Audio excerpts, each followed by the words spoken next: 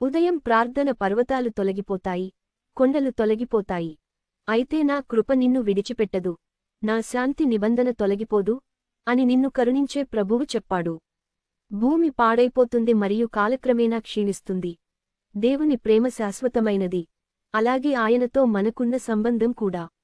మనం చదువుతున్నప్పుడు మరియు వాక్యంలో బాగా ప్రావీణ్యం పొందడం ద్వారా మనం ప్రతిరోజూ ఎదుగుతూ ఉంటాము. మేము ఆశీర్వాదాలను చూస్తాము, అద్భుతిస్తాము.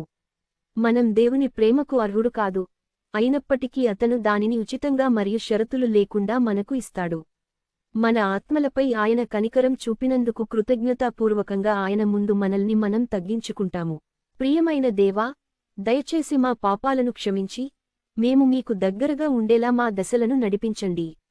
మీ ప్రేమ గొప్ప బహుమతి, మరియు మేము మీ ఇష్టానికి మా జీవితాలను అంకితం చేస్తాము. యేసు నామంలో ఆమెన్.